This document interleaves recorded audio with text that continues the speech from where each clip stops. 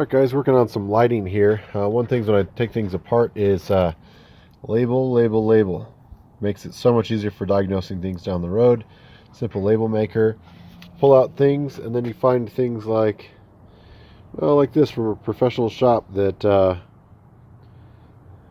this is original stock lighting harness, I think, that they tied into. It's literally been tucked away in the wall, just doing its thing for a very long time for no purpose. Alright, these little buggers here at the back, I'm not sure. They illuminate a little bit better, but I just know I'm going to knock that on a tree or branch, so we're just going to swap those out for some recessed flat ones. And these should just pull right out if I can. There we go. Look at all that fun dirt in there, if you can see that. So we'll get that cleaned up, get it nice and sealed, and get it on the new one. Alright, changing out the flasher. This is a EP34 flasher. Incandescent or mixture of both of LEDs. There's a picture of the front there. Novita EP34. Now on my 01 E350 with the 7.3 diesel, I've got my O-light shining here. This little S1 mini baton is soon becoming my absolute favorite EDC. But back here, if you can see that, is your fuse panel. So your fuse panel, see how much I can get this on camera here. Fuse panel, a little tab down here is going to have your flasher on its own little wire here. So it is a 3-prong flasher. That flasher tucks right into the bottom space. I know I've got a lot of extra wires here because the transit bus system, so you probably won't have this big one in your way here. But this tab, metal tab below all your fuses, should house one little black box. This little black box will be your flasher. Not going to be able to do this one hand. Oh, maybe I am. There we go. Stock flasher will not handle the LEDs without a load. The rears were fine, but once I started doing the fronts and adding different ones, let's see if we can get it back to one hand. It was not capable of that. I started getting very erratic, fast flashing. So with that on there, let's test her out. Alright, back to regular flashing. Before it was like disco flash. Alright, well, why was it important to get that blinker set up? Wanted to pick up this Opt7 lighting. I'll do a review down the road once I actually use this and see how it holds up. If you guys are new to the channel, I don't like doing reviews on products that I just take out of the box. But to show you kind of what I've got planned, I already had picked up one of these, and I got the idea, instead of doing it a horizontal bar, if you just do a quick search next to this here and you do Opt7 triple tailgate light bar, you'll find lots of guys that pull this out of the box, put it on their tailgate. I haven't found anyone that actually has had it on their vehicle a while, and we'll let you know how it holds up down the road. So decided to get a second one because I really like the idea of a little bit more of a unique lighting, right? So I'm going to use these as big, tall, vertical bars on the side and the back of the bus.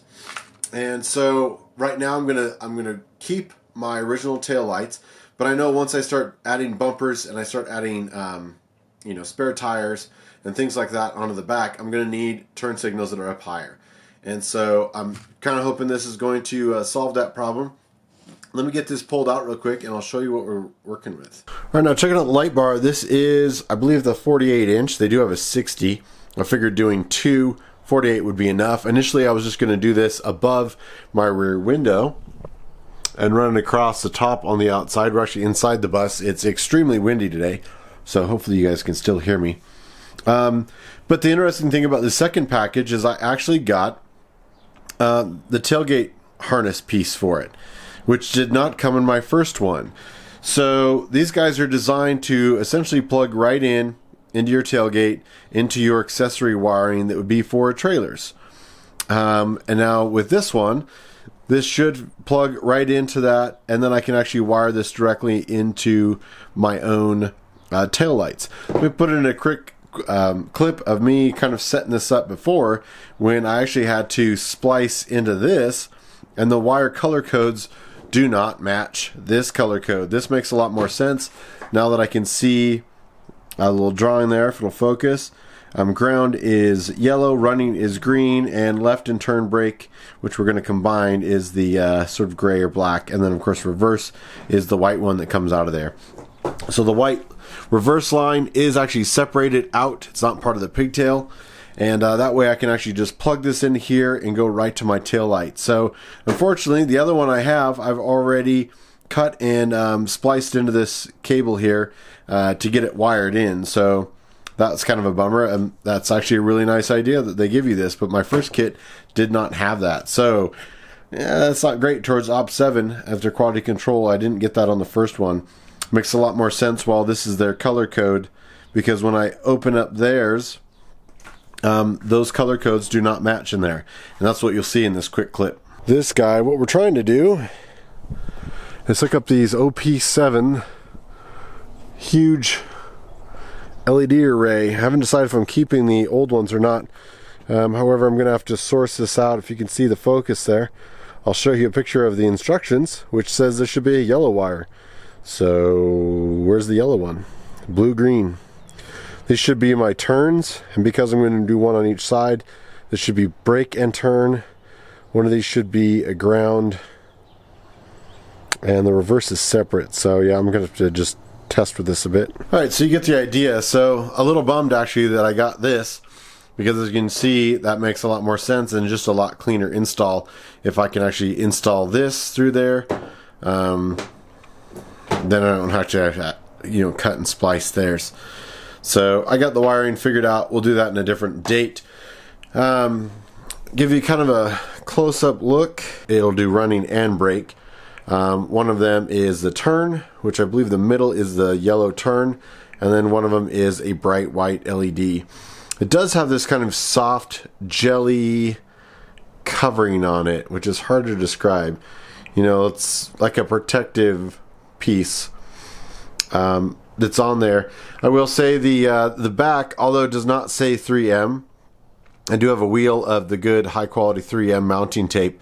But on the previous one, I literally cut about an inch off the back and an inch off the top just to test fit it, and it stayed there for about a week before I actually ripped it off to do some seam sealing. So that was kind of a test of that. So I do think if you prep the area well, this huge strip, 48 inches of mounting tape, should hold it on there well. So this kit also came with these mounting brackets, which I did not get in the previous kit. So I'm not really sure.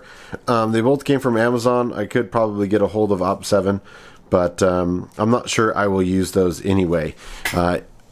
Biggest thing is I would have liked to have made sure that if you get this in your kit, make sure you get the qualifying tail so you can do a hardwire install, unless you're just going to go directly into the 4-pin trailer connection and do it as they say to do it. I'm trying to get a little bit more unique lighting. Here is a quick test you'll see of that previous one that I already had up on the driver's side, just so you can see what it looks like. It's a little hard to tell, of course, depending on the camera settings, how bright it's going to be, but we're going to get these installed. I'm going to run my regular stock 4-inch round LED taillights and brake lights, and then we'll do a review down the road on this. But let you know, this is what the product is if you're wondering what is that brake light and how did you do it.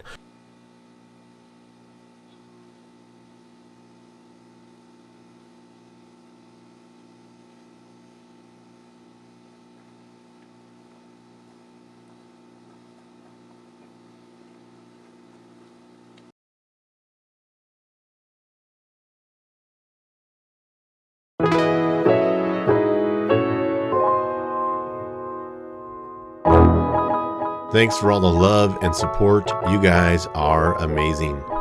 Please like, share, and subscribe. Follow the adventure on social media, and we'll see you on the road.